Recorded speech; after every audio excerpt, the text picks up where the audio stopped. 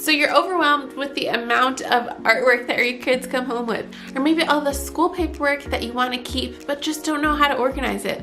Well, in this video, I'm going to show you how to tackle, declutter, and organize all of your kids' precious memories.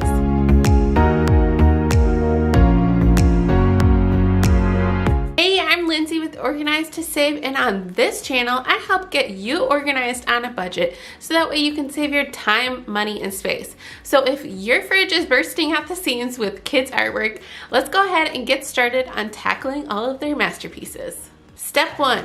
We're gonna go shopping. I'm gonna show you all of the materials that you need in order to tackle this project. So the first thing that you're gonna need is a clear plastic container with a lid so that way you can keep it all together in one spot. If you have multiple kids, I would suggest getting one for each kiddo. Now we're gonna go to the Dollar Tree. Let me show you what I'm using from the Dollar Tree. All right, so I'm gonna show you 2 different ways that you can do this. So there's 2 different options. You can get some just regular file folders and some clear index tabs. Or the way that I'm gonna do it is by using these poly envelopes from the Dollar Tree. These labels are from the Dollar Tree as well. I'm going to use these to put on the folders here showing like what year it is. I have 2 different options for you that you can do, which involves your kid's picture. So these labels I picked up from Target a while back. Just get some regular washi tape. So label maker, of course, or just a pen in order to write out the years. 2. Collect all of the things. Go to your fridges, go through the backpacks, because I'm sure at the end of the school year it's going to be bursting at the seams with everything coming from school. Go through all of the artwork that you have, collect it, and make sure that you try to keep each kiddo's artwork together. So that way none of them get mixed up into each other's boxes. Something that I'm personally going to actually be trying to do better next year is making sure that I am putting my daughter's name and the date, or at least the year, on the back of it, so that way I can make sure to file it away properly. Step 3, once you've collected everything, it's time to start purging. The next step is to get all of your categories. So I am doing baby, preschool first year, preschool second year. I want you to set up 2 different piles. I want you to set up a purge pile and a keep pile. And keep in mind, do this for each kiddo. My keep things and my purge things.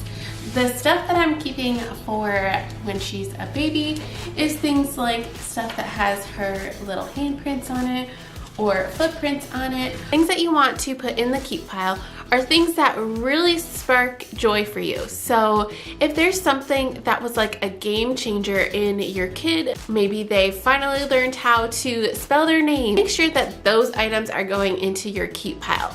I love that her teachers do this, and on this one they put a little note on here for me saying that Ellie wrote her E all by herself. This is the first time that she wrote an E, so I'm for sure keeping this one. So now I am doing this all by myself, but that's just because right now my daughter, she's not really old enough to understand. But as she grows older, I am gonna actually get her involved in this process, so that way I make sure to keep the things that actually really are, you know, special to her, that she was really proud of during school. So if you have older kiddos, make sure to get them involved. It also really helps to show that you only have, you know, that much space to keep all of the mementos. I have my 3 piles here of stuff that I'm keeping. And then guys, all of this is stuff that I'm going to be recycling. Make sure that you're only keeping the things that are really going to spark joy to your kiddo as they're looking through them when they're older. Right, number 4, once you've purged everything and you have all of your keep piles, I want you to start setting up the system. So I'm going to show you how we get this all set up. Okay, so I'm going to show you 2 different ways that you can do this. But first, I am just going to start with the 0 to 2-year-old. And then after this, I'm gonna do each grade and the year. All right, so I have 2 different ways that I wanna show you guys. And first thing that we're gonna do is we're gonna put this label up in either the top, center, the top right, center, or top left. So here is with the Target label, which is the way that I'm going to do it. I wanted to be able to have my daughter's school picture in here, but I didn't want to like permanently attach it to the folder just in case if she were to ever want this picture. So this way it creates a nice little clear pocket that the picture can go into. This is just using the washi tape. So let me show you how I did this. So all you need to do is take a small strip of this washi tape, put it on the back of the picture, and have the picture facing outward. One of the reasons why I like using the washi tape is because it can easily peel off the picture and not leave any marks or take off any of the picture. 5, get organized.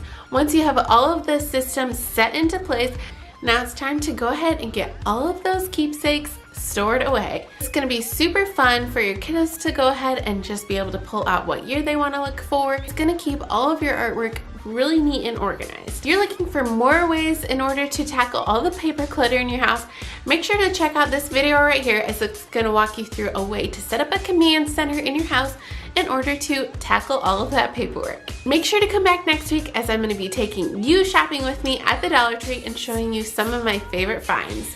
Until that video, we'll see you next time.